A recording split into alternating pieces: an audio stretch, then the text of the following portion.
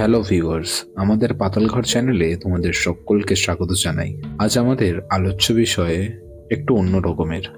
আজ আমরা দাউদ ইব্রাহিমকে নিয়ে কথা বলবো এবং তার মোট সম্পত্তি কত পরিমাণের, কত টাকার সম্পত্তি রয়েছে এবং তিনি কে, কিভাবে এই জায়গায় এসছেন, সবকিছু নিয়ে আজকে এই ভিডিওতে কথা বলবো।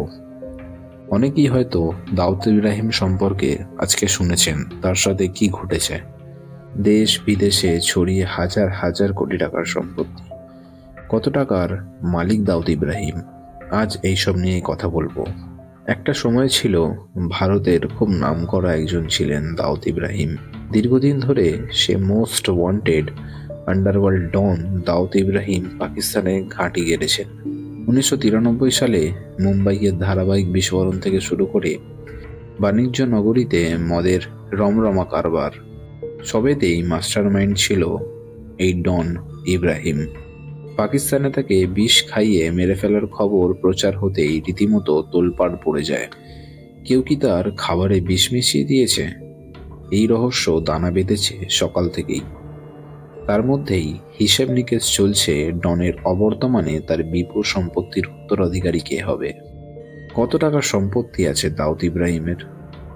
সূত্রের খবর, দাউদের কাছে মোট $6.7 বিলিয়ন সম্পত্তি রয়েছে, অর্থাৎ ভারতীয় মুদ্রায় যা 55,000 কোটি টাকারও বেশি। বিশ্বজুড়ে 50টির বেশি সম্পত্তি তার নামে রয়েছে। কেবলমাত্র ব্রিটেনেই রয়েছে $450 মিলিয়ন, অর্থাৎ 3,700 কোটি টাকার বেশি সম্পত্তি। এছাড়াও জার্মানি, ফ্রান্স, তুরস্ক, স্পেন, মরক্কো, সাইপ্রাস, আফ্রিকা, সংযুক্ত আরব America, Pakistan, Sri Lanka, Nepal, Thailand, Malaysia, সিঙ্গাপুরে ছড়িয়ে রয়েছে এই ডনের সম্পত্তি। ভারতের একাধিক প্রপার্টির মালিক দাউদ ইব্রাহিম। একটা সময় টার্গেট কিলিং করেও পয়সা উপার্জন করতে শুরু করেছিলেন এই দাউদ ইব্রাহিম। 1981 সালে ভাই সাবির কাসকারকে হত্যা করা হয়। এরপর থেকেই খুনের কারবার বন্ধ করে দিয়েছিল এই গ্যাংস্টার। 1986 সালে দেশ ছেড়ে পালিয়ে যায় সে। 26 ডিসেম্বর 1955 সালে মুম্বাইয়ের রত্নাগিরি অঞ্চলে জন্মগ্রহণ করে দাউদ ইব্রাহিম। ছেলেবেলা কেটেছে এই এলাকাতে। তার বাবা ছিলেন পুলিশ কনস্টেবল। চুরি ছিনতাইয়েই হাত পাকাতে পাকাতে আন্ডারওয়ার্ল্ডের দুনিয়ায় পা রাখে সে। এরপর ডি কোম্পানি তৈরি করে মুম্বাইয়ের আন্ডারওয়ার্ল্ড দুনিয়ায় বেতাজ বাদশাহ হয়ে ওঠেন দাউদ। ভারত, পাকিস্তান সহ বিশ্বের 50টি দেশে খুন, জখম, অপহরণ ও মদ কারবারের একাধিক কারবার শুরু করে সে।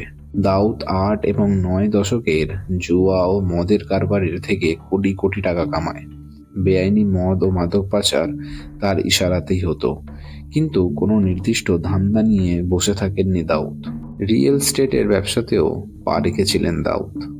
দেশের বিভিন্ন কোনায় দাউদের একাধিক অ্যাপার্টমেন্ট, 5তলা হোটেল, রেস্তোরাঁ রয়েছে। দামি গাড়িরও ঝোঁক ছিল দাউদের। তার কাছে বহু লাক্সারি গাড়িও রয়েছে। তবে ভারত সরকার বহুবার দাউদ ইব্রাহিমের সম্পত্তি নিলামে তুলেছে। 2017-2020 সালে ধাপে ধাপে 4,53,00,000, 3,53,00,000 টাকার সম্পত্তি নিলাম হয়। মুম্বাইয়ে দাউদের শবনম গেস্ট হাউস 3,52,00,000 টাকায় নিলাম হয়। মোট 22,79,00,000 টাকার সম্পত্তি নিলাম হয়েছিল দাউদের। তো ভিউয়ার্স, ভিডিওটা কেমন লাগলো তোমাদের? আশা করি অনেক কিছু জানতে পেরেছো তোমরা। ভিডিওটা কেমন লাগলো অবশ্যই কমেন্ট করে জানাও। Thanks for watching. আমি শিবায়ন।